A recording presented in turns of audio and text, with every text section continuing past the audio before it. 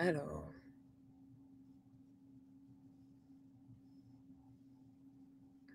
bonjour à tous et à toutes. J'espère que vous allez bien. Je vous invite à nous parler, à Lucie et à moi-même, dans le chat que vous trouverez à droite de votre écran pour nous dire que vous nous entendez bien. Peut-être se souhaiter bonjour. Et ben voilà, c'est parti. Super. Parfait. Et je me permets de commencer puisqu'on a 30 minutes ensemble. Je suis ravie de vous accueillir, au nom de Chance et avec Lucie de chez Alan pour cette semaine de métier. On est content de vous faire découvrir un nouveau métier. On commence, la semaine, en fanfare avec les métiers de la relation client. Et donc pour vous permettre d'en apprendre un peu plus grâce au parcours de Lucie, n'hésitez pas, pendant tout le live à poser vos questions sur le chat que vous avez déjà repéré, on le voit. Je serais ravie de les transmettre à Lucie, qui vous apportera des réponses terrain, qui, j'espère vous permettront, d'en apprendre davantage sur son métier.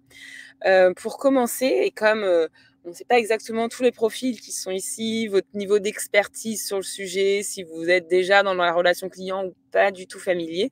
Lucie, est-ce que tu peux un peu nous tracer le panel, en tout cas le paysage des métiers de la relation client pour qu'on comprenne un peu mieux où est-ce que tu te situes toi dans ce paysage-là et qu'ensuite on puisse revenir sur ton parcours et comme ça permettra à chaque personne de comprendre un peu mieux, voilà, dans quel, environnement tu évolues et dans quelle, dans quelle partie de la relation client tu, as tracé ton parcours.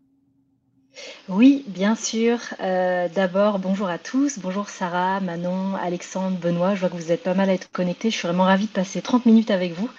Et effectivement, le métier d'expert relation client, c'est un métier sur lequel on peut avoir des a priori. Notamment être dans un environnement hyper brillant et répondre à des gens agressifs toute la journée.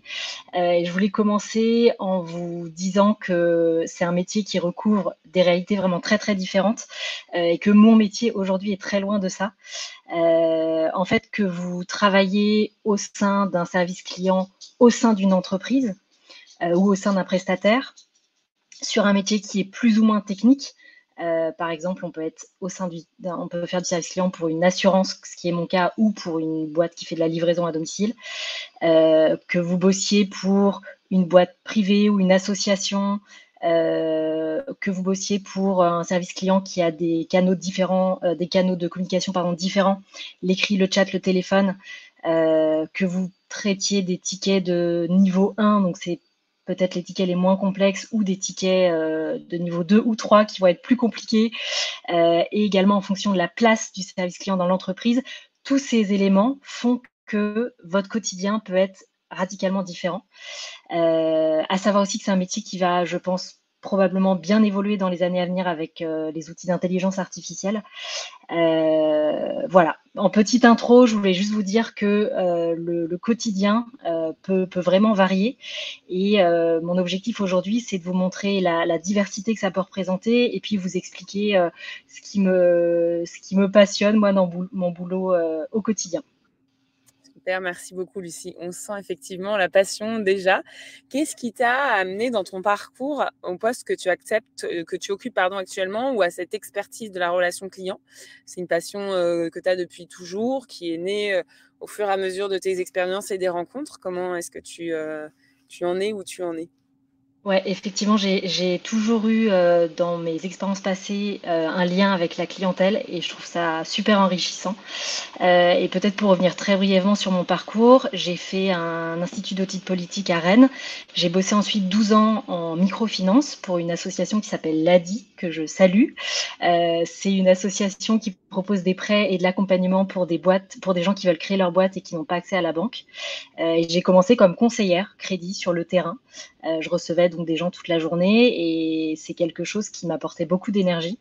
Ensuite, j'ai bougé au siège avec plusieurs expériences, notamment chargée de développement, responsable marketing, entre autres. Et à nouveau, je travaillais sur les questions d'offres et de développement pour toucher au mieux notre public. Et j'allais assez souvent sur le terrain pour parler à des clients de l'ADI. Et j'ai terminé avec un poste de directrice territoriale dans les Yvelines et les Hauts-de-Seine, où j'étais, dans les bureaux et où je croisais des clients, tous les jours, et c'est quelque chose qui m'a profondément marquée et que je voulais garder. Ensuite j'étais enceinte, et pendant mon congé maternité, j'ai un peu, réfléchi à ce que je voulais faire, et le fait d'avoir peut-être un nouvel environnement, toucher du doigt un nouveau secteur, aborder de nouvelles problématiques après 12 ans de passion pour la microfinance, c'était important pour moi, d'où l'intérêt et un démarrage de réflexion sur le secteur de la santé. Et donc dans cette réflexion, toujours il y avait le fil rouge de garder le lien avec la clientèle, et le poste d'expert relations clients me semblait être une très bonne porte d'entrée dans une nouvelle boîte, dans un nouveau secteur, avec un nouvel environnement, puisqu'aujourd'hui je travaille dans une scale-up et avant j'étais dans le secteur associatif. Et donc c'était pour moi une base qui était importante de retrouver. Super, merci beaucoup. Est-ce que tu peux, nous préciser ce qu'est une scale-up pour les personnes qui connaîtraient pas? Juste pour, voilà, une petite clarification, sur ce point-là, et qu'est-ce qui te plaît, dans ton métier justement, actuellement? Peut-être plus dans, tu nous as parlé de contact avec le client, le secteur de la santé, ton environnement donc, de scale-up. Ouais, Est-ce que tu peux nous en dire un peu plus concrètement? tout à fait. Alors une scale-up, c'est une start-up qui a bien grandi. Chez Alan, donc c'est une entreprise qui a 7 ans aujourd'hui, qui a plus de 30 000 membres, qui a fait de nombreuses levées de fonds. Et donc aujourd'hui, on va effectivement parler de scale-up plutôt que de start-up. Et pourquoi ce choix? En gros, je voulais donc rejoindre un poste sur lequel j'étais en lien avec de la clientèle. J'ai pas vraiment d'ADN sales, donc j'avais mis ça de côté assez vite. Mmh. Je voulais rejoindre une entreprise où le service client était écouté et entendu, ce qui est le cas chez Alan, puisque le service client occupe une place centrale. On a des ingénieurs qui travaillent avec nous tous les jours pour résoudre les bugs qu'on rencontre, pour nous aider à faire évoluer le produit et nos process en fonction des retours en fait qu'on peut avoir en étant en contact avec des membres tous les jours. Je voulais rejoindre une entreprise qui avait un fort potentiel de développement, ce qui est le cas sur le profil scale-up.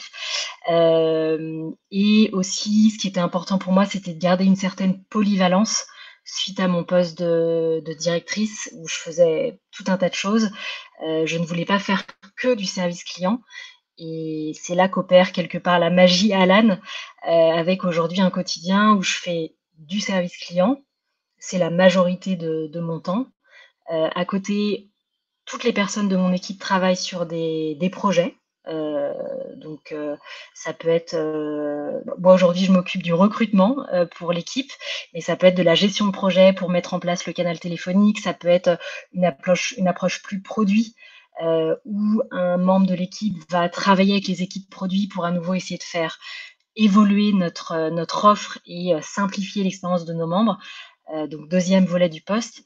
Et puis, pour, les personnes peut-être les plus seniors de l'équipe, on nous propose également de coacher, d'autres personnes de l'équipe, et donc je retrouve, la dimension management que j'avais avant à la sauce Alan, puisque c'est une entreprise où il y a pas de manager, dans le sens traditionnel du terme. Je pourrais y revenir, si besoin. Mais voilà ce qui me plaît aujourd'hui. Et puis pour revenir sur le cœur de métier, bien sûr, au quotidien, être en contact avec des membres qui ont un problème, en lien avec leur santé. Donc pour moi, c'est source de motivation parce que, j'adore, creuser dans des problèmes complexes. Je vais au quotidien être amenée à toucher des sujets, fiscaux, légaux, juridiques.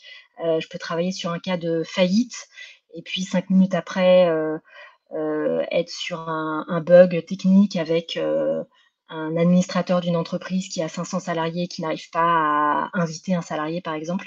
Et cette diversité-là me plaît beaucoup, et c'est bien sûr beaucoup de satisfaction quand après, plusieurs échanges, ça peut durer parfois, quelques jours, quelques semaines, pouvoir résoudre le problème de la personne avec qui j'échange de manière propre, efficace, professionnelle, avec, aussi de l'empathie, c'est super agréable.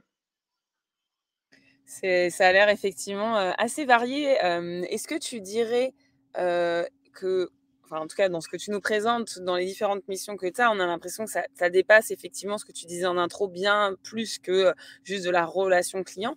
Est-ce que tu dirais que c'est spécifique à ton poste actuel ou c'est quand même du fait que le client est souvent au cœur des entreprises, que tu disais, ça peut faire évoluer un produit, enfin voilà, ça nourrit beaucoup d'autres services de son entreprise. Est-ce que tu disais que ça, c'est un point commun pour les experts de la relation client et qu'il n'y a pas vraiment de journée type? Ou voilà, comment, pour quelqu'un qui se dirait, «Je vais chercher, ou je vais évoluer là-dedans et je veux cette même diversité» ou alors j'ai un peu peur que ça soit très divers. Est-ce que, Mmh. tu pourrais nous en dire un peu plus sur ça? Je pense que ça dépend vraiment des entreprises, et de la manière dont le poste est façonné et de la place de l'équipe service client dans l'entreprise qui peut vous intéresser. Et pour en savoir plus, je vous invite vraiment si, un poste ou une entreprise vous intéresse à contacter en fait des gens, notamment sur LinkedIn, qui travaillent dans cette entreprise pour en savoir plus sur les dimensions du poste. Est-ce que c'est du service client tous les jours de 9 heures à 18 heures, qu'au téléphone, sur un plateau avec beaucoup de monde? Ou est-ce que c'est, une équipe plus restreinte, très structurée, avec d'autres missions à côté? Ça dépend en fait vraiment de la culture d'entreprise et c'est important effectivement de se renseigner sur ces points-là en amont. Super, merci en tout cas pour les quelques questions. Je trouve que c'est très précieux de savoir un peu quels sont les points à aller observer et effectivement, chez Chance, ben, c'est tout l'objet de cette semaine. On encourage beaucoup à se rapprocher d'experts internes ou de contacts de son réseau pour vraiment aller dans le concret, effectivement, c'est toujours, ce qu'il y a de mieux. Est-ce qu'il y a une formation à suivre pour ce type de métier? Est-ce que toi, tu as une formation, sur la relation client? Est-ce que tu en as suivi depuis? Est-ce que c'est quelque chose que tu regardes parmi tes équipes quand tu recrutes? Alors ce qu'on va regarder, donc moi j'ai pas suivi de formation sur la relation en tant que telle.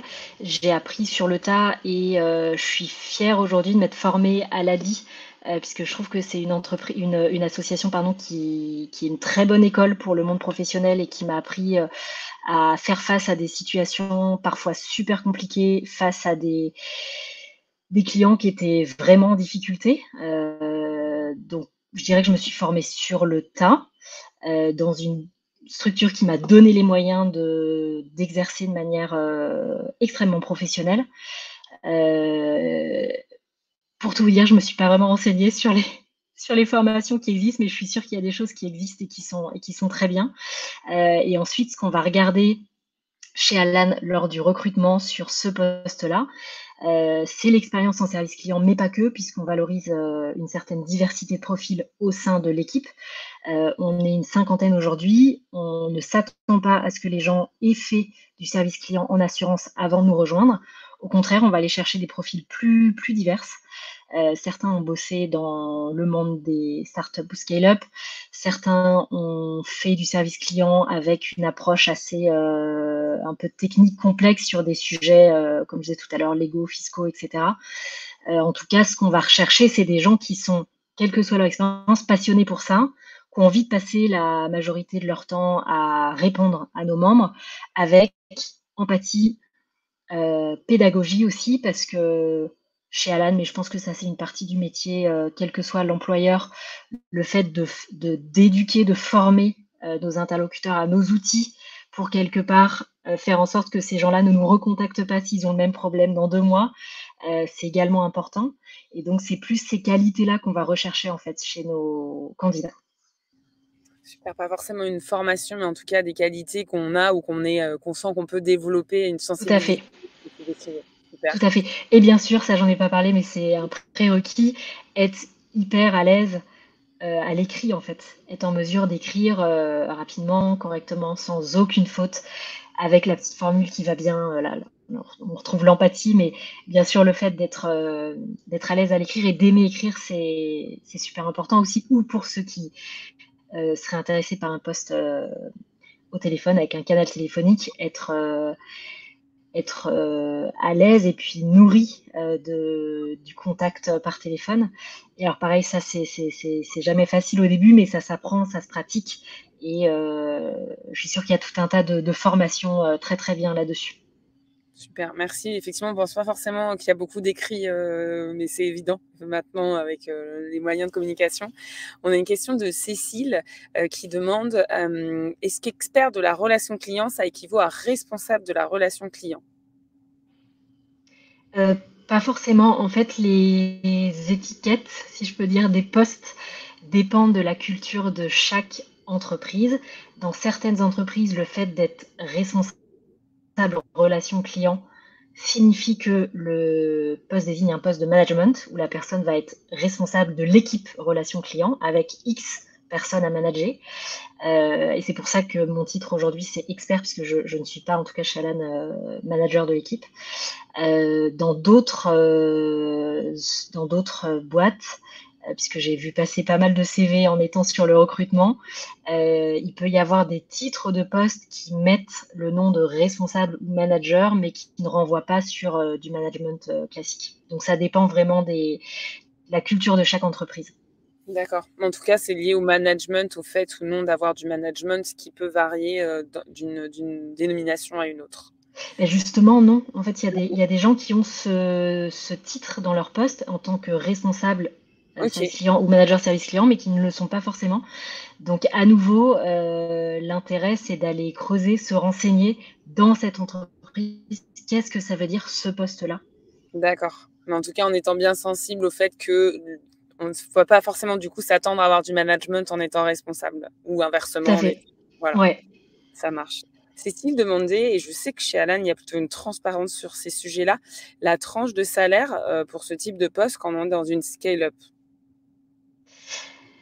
C'est une bonne question. J'aurais du mal à me prononcer sur les salaires pour le secteur, parce que je sais qu'Alan, rémunère bien ses employés et doit faire partie de la tranche plutôt haute. Donc je pourrais parler d'Alan, mais pas du secteur en tant que tel. Et pour Alan, je vais tout de suite aller je vous renvoie en fait vers un article de blog, qui s'appelle «Au clair sur les salaires», qui va croiser un niveau de responsabilité qui est une lettre et un chiffre, donc A1, A2, B0, B1, etc., et un nombre d'années d'expérience, puisque chez Alan, on part du principe que plus on a de l'expérience, plus on peut apporter des choses à l'entreprise et plus on peut avoir un impact sur notre travail au quotidien. Et donc sur la base de cette grille que je vous laisserai découvrir, sachez que dans l'équipe relation client, on va recruter en ce moment sur des niveaux qui vont de A2 à B1. Super, merci beaucoup. Je précise effectivement qu'Alan est une société un peu particulière dans son fonctionnement. On aura peut-être l'occasion, avant la fin du live, que tu nous expliques brièvement ça. Mais encore une fois, ça donne un ordre d'idée pour après comparer en vous renseignant dans d'autres entreprises. On avait une question aussi encore de Cécile sur la partie data et analyse de données. Est-ce que c'est une partie Ouais. importante de ton travail? Merci beaucoup Cécile pour toutes tes questions. La partie data analyse, elle peut faire partie de ce poste. Aujourd'hui, elle ne fait pas partie de mon poste, à moi en tant que donc mon poste chez Alan, c'est user care expert, c'est expert relation client en anglais. Aujourd'hui, on va me demander d'avoir un réflexe, data, mais je ne c'est pas un fil rouge de mon poste au quotidien. En revanche, bien sûr, si en poste en train de répondre à des clients, je me rends compte que sur une semaine donnée, cette problématique, elle est revenue plus de fois que d'habitude, ou simplement sur une journée donnée, je vois un pic de demandes suite à un sujet et que je me dis qu'il y a peut-être un bug ou il y a peut-être quelque chose qui ne va pas. Bien sûr, on me demande de donner l'alerte pour que d'autres puissent creuser. Donc, on nous demande d'y être sensible, mais aujourd'hui, je ne fais pas de l'analyse de données au quotidien. Et ce rôle-là va être porté par d'autres personnes au sein de l'équipe service client qui vont vraiment suivre les données de manière très, très récurrente. Donc, on cherche effectivement des gens qui y sont sensibles, mais je ne travaille pas sur la data au quotidien. Super, merci beaucoup. Si on continue dans le côté très pratique de ton métier, et un point qui peut intéresser pas mal de monde, maintenant on sait que c'est quelque chose d'important, est-ce que c'est un métier que tu occupes en télétravail ou qui a des contraintes d'être en présentiel? Enfin, qu'est-ce que tu en penses, dans ton équipe ou toi, dans ton quotidien? Alors dans mon quotidien, c'est assez souple puisque, Alan a une politique, assez souple à ce sujet. C'est-à-dire que je vais au bureau quand je veux, le bureau étant basé à Paris. Pour, les collègues qui ne sont pas à Paris, il y a la possibilité de se retrouver dans des coworking. Mais si je ne voulais pas y aller, je pourrais, ne jamais y aller. Et donc, moi, à titre perso, j'y vais une journée par semaine parce que, j'ai 45 minutes de transport et que je dois aller chercher ma fille à 17h30 le soir à la crèche. Donc pour des raisons pratiques, je fais, 3 jours par semaine chez moi, une journée par semaine au bureau et je travaille à 80, donc je ne travaille pas les vendredis. Eh beh, merci pour, la précision de ta réponse et la transparence là-dessus, c'est hyper précieux. Encore une petite question sur, les évolutions possibles de ce poste. Peut-être, si toi tu as une idée un peu précise de, voilà, les champs des possibles qui peuvent s'offrir pour toi plus tard ou pour, des personnes, qui seraient dans la relation client. On a vu que c'est des qualités qui sont plutôt, applicables dans d'autres domaines, que tu aurais pu aller vers les sales, mais que par titre, par goût personnel, tu es restée plutôt dans l'univers de la relation client. Effectivement, moi je trouve que c'est vraiment une bonne formation pour évoluer vers d'autres métiers en interne. Je peux citer par exemple des postes de, CSM, Customer Success Manager, ou CAM, Key Account Manager. Ce sont des postes, des rôles qui vont à nouveau, demander d'être en lien très étroit avec des membres ou des clients, mais on va pas être sur des demandes entrantes face à quelqu'un qui a un problème là tout de suite maintenant. Ce sont des postes qui vont plutôt entretenir une relation avec, des comptes souvent clés, dans la durée, et qui sont, je pense très, très intéressants. On constate chez Alan des mobilités, entre l'équipe service client et ces postes-là. Et puis par ailleurs, moi je pars du principe que quand on a bossé, quelques années au sein du service client d'une entreprise, on en connaît la culture, on connaît bien, le produit, l'offre et puis on connaît vraiment bien sur le bout des doigts, les membres et les clients à qui on s'adresse. Donc je pars du principe que les mobilités, doivent être possibles et chez Alan, on s'en rend compte, chaque année avec un nombre vraiment, important, je pourrais dire un bataillon de personnes qui passent du CARE à d'autres équipes. Ouais, c'est intéressant de voir effectivement ce que tu dis, connaissance client, connaissance produit, enfin ça ouvre vraiment, beaucoup de portes si on s'y intéresse et qu'on a cette volonté, d'évoluer. Merci en tout cas de montrer que le champ est assez large, même si voilà, les 2 métiers que tu as cités en particulier sont, ceux qui font plus, une sorte de logique dans la suite. Est-ce que, tu as beaucoup parlé du fait de l'importance de parler avec des personnes, des entreprises dans lesquelles on veut évoluer, enfin de se renseigner beaucoup par le terrain. Est-ce que toi, tu as eu des rencontres qui ont marqué un peu ton parcours? On sent qu'elle a dit ça a été, en tout cas, quelque chose de fort dans ton expérience professionnelle. Est-ce que tu as nous, on est persuadés que c'est les rencontres qui font quand même, ce que tu dis, on tout le chemin et les champs des possibles est très large et parfois c'est une rencontre qui peut être déterminante. C'est encore la raison de ces lives. Est-ce que pour toi, il y a eu des rencontres qui ont été plus marquantes que d'autres, dans tes choix professionnels? Ouais, bien sûr. Bien sûr, j'ai peu cherché de travail en fait puisque j'ai eu 2 employeurs à ce stade, donc Lady et Alan, mais à chaque fois, le fait d'avoir quelqu'un qui me parle de telle boîte ou de tel poste, parce qu'il y a travaillé ou il a entendu parler de, cette structure. En fait, ça m'a beaucoup rassurée parce que je trouve ça assez dur de lire une offre d'emploi et de se projeter sur, l'ambiance au sein de l'équipe, le travail au quotidien, les responsabilités, le type de management et cetera. Le fait d'avoir un retour vivant, en plus de quelqu'un qui nous connaît bien, potentiellement, c'est ça change tout en fait et moi ça m'a permis d'aller dans les 2 cas, passer des entretiens, beaucoup plus convaincus que si j'avais simplement lu une offre d'emploi, en fait.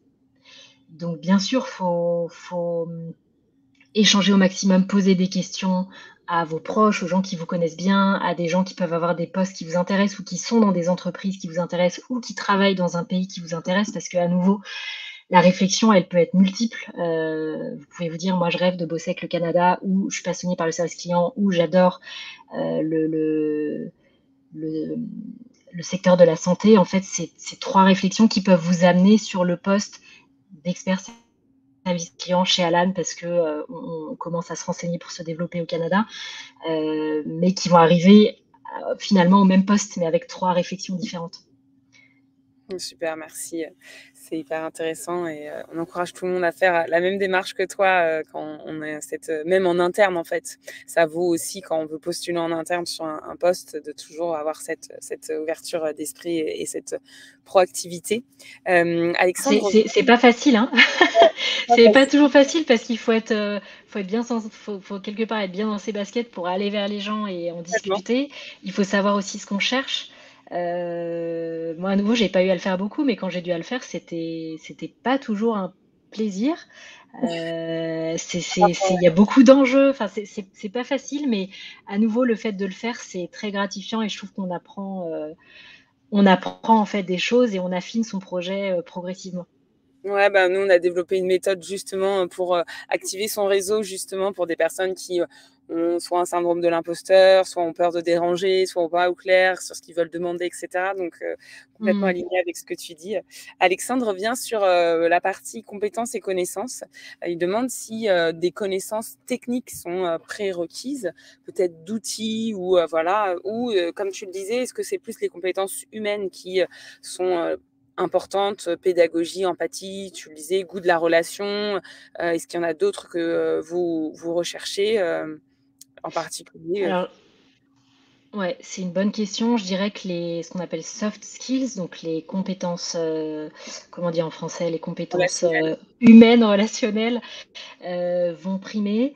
Donc la pédagogie, l'empathie, heu pour là, ce poste-là chez Alan, on va avoir principalement des questions, ce qu'on appelle de niveau 2, donc plus technique. Le fait d'aimer creuser dans un sujet potentiellement très technique, très complexe, parce que comme vous pouvez vous en douter, dans le secteur de l'assurance santé, tous les détails comptent et pour une question de date ou de, voilà, de petits détails, la personne peut avoir accès ou non au remboursement d'un soin. Donc on demande voilà, pédagogie, empathie, capacité ou envie, attrait pour des questions vraiment techniques complexes. Euh, euh, Comme on le disait également auparavant, plaisir d'écrire ou plaisir d'avoir quelqu'un au téléphone, vraiment capacité à adopter le bon ton, etc. Et ensuite, pour les outils, ça va dépendre. Moi, j'ai l'impression que les outils peuvent. Alors, c'est un plus si on les connaît, mais c'est des choses qui peuvent s'apprendre en arrivant. Notamment, est-ce que la boîte bosse avec Slack? Si oui, savoir comment ça fonctionne. Quel outil de service client est utilisé au quotidien? Chez Alan, c'est Intercom. Chez d'autres entreprises, ça peut être par exemple Zendesk pour citer des outils connus. Pour le téléphone, ça peut être Aircall ou d'autres outils, mais ça, j'ai l'impression que c'est plutôt secondaire et qu'on va privilégier les qualités humaines de la personne. Et en l'occurrence, chez Alan, quelqu'un qui a un plus en termes de gestion de projet ou qui a déjà encadré une équipe et qui va pouvoir peut-être justement coacher d'autres personnes de l'équipe plus juniors, ça va être des plus qui vont venir s'ajouter à cette base, au socle qu'on recherche. Merci beaucoup. Il me reste quelques minutes, mais j'ai vu beaucoup d'intérêt porté sur Alan. On a parlé du fait que tu allais en dire un peu plus sur sur ta société, notamment Anna qui demande comment on peut postuler chez Alan. Voilà, je me dis c'est la bonne porte ouverte pour conclure notre live. Si tu voulais en dire un peu plus sur Alan et son fonctionnement et Oui, renvoyer ok. éventuellement sur les pages qui vont bien. J'ai partagé la page du blog sur les salaires qu'on m'a redemandé. Mais je trouve que voilà, Alan, c'est vraiment une identité à part et on l'a senti dans tes réponses sur ton métier et ton quotidien. Est-ce que tu veux en dire un peu plus sur ben, voilà, Alan qui t'a convaincu de les rejoindre il y a un petit Ouais, moment maintenant. bien sûr. Déjà sur l'offre, Alan, c'est une entreprise qui fait de la mutuelle et de la prévoyance comme beaucoup, mais aussi qui investit beaucoup de temps et d'énergie sur la prévention. Et ça, je trouve que par rapport aux enjeux auxquels on fait face dans le secteur de la santé en France, c'est super intéressant de bosser sur cette dimension-là. Ensuite pour, la culture, en fait, Alan se démarque aussi de d'autres acteurs de l'assurance santé en France par sa culture d'entreprise qui est assez atypique, qui peut surprendre quand on commence à se renseigner sur cette entreprise ou quand on arrive. Moi, à nouveau, je venais de 12 ans dans le secteur associatif, donc j'ai eu j'ai eu pas mal de surprises en arrivant et beaucoup de bonnes surprises. À nouveau, je vais vous renvoyer, je pense, vers un article de blog. Il y en a plusieurs qui reprennent les 5 piliers de la culture chez Alan, que sont Member First. En gros, on va prendre nos décisions au sein de l'entreprise pour satisfaire au mieux les membres que l'on assure. Ensuite, on a une valeur qui s'appelle Distributed Ownership. C'est le fait d'avoir je veux dire 100% de capacité à prendre des décisions sur son scope, c'est-à-dire que chaque salarié a un rôle dans l'entreprise et sur ses missions, s'il le souhaite et une fois qu'il s'est renseigné et cetera, pour aller vite, il peut décider tout seul. On ne demande pas de validation du N+1, N+2 et cetera, et donc ça nous permet de travailler très, très vite. Le 3e pilier qui peut être surprenant, mais qui apporte beaucoup de positifs, c'est la transparence. On part du principe chez Alan que chacun peut avoir accès à l'historique de toutes les décisions, quel que soit le niveau auquel elles sont prises, et que ça nous permet en fait de mieux bosser. Et donc j'ai accès, c'est un peu curieux, mais j'ai accès au salaire de mes collègues, j'ai accès à leurs évaluations annuelles, et cetera, et j'y participe d'ailleurs. Mais ça, c'est un élément très, très fort de la culture d'Alan. On a aussi la culture en anglais, fearless ambition, donc ambition sans crainte ou sans peur, si je peux dire. Là, l'idée, c'est de s'attaquer à des gros problèmes, même s'ils paraissent insurmontables, les découper en petits morceaux et progressivement, marche après marche, semaine après semaine, avancer sur cette problématique. Voilà, ça c'est un aperçu de la culture de l'entreprise qui est très forte et qui fait que même si on est plus de 500 aujourd'hui, même si on habite à Marseille, à Paris, etc., et qu'on se voit peu quelque part, pas au quotidien en tout cas, ce socle de valeurs communes nous permet de bien bosser ensemble. Et donc pour finir, pour postuler chez Alan, les postes actuellement ouverts sont accessibles sur notre site. Il y a tout un tas de salariés de chez Alan qui seront, je pense, disponibles et heureux de vous renseigner sur LinkedIn si vous avez des questions sur tel ou tel poste. Et puis moi, je reste à votre disposition également pour échanger si certains aimeraient postuler, si vous avez d'autres questions. J'ai partagé ton profil LinkedIn à ceux qui le souhaiteraient. J'ai partagé quelques liens de blog d'Alan que j'ai pu trouver. Voilà, je te laisserai compléter avec les autres liens qui pourraient te sembler importants. Merci beaucoup. On a un petit peu dépassé, mais je pense que ça n'a pas trop posé de problème pour les 3 minutes supplémentaires. Je vous partage également, si vous souhaitez, comme Lucie, apporter votre aide aux personnes qui sont au talent, de chance ou autres, le lien vers notre communauté d'entraide, ça vous permettra de prendre un café comme Lucie le suggère pour des personnes qui, comme vous, sont en questionnement. C'est une plateforme qui vous permet voilà, de trouver des personnes à aider de manière complètement gracieuse pour leur permettre de trouver le sens qu'ils souhaitent donner à leur parcours professionnel. Merci beaucoup, Lucile. Je crois que tu me dis quand tu as partagé tous les liens, mais je pense que c'est bon parce que quand C'est je bon pour moi, ouais. tout possible. Merci pour ton temps. Bon appétit à tous. Comme il est 12h30, je pense que certains vont aller déjeuner. Et à très bientôt. Les replays vous seront partagés aussi pour revenir sur celui-ci. Je vous invite à regarder le programme de la semaine. Il y aura encore d'autres métiers dans la galaxie de la relation client. Et encore merci, Lucie. Merci à tous, à bientôt. Au revoir et bonne journée.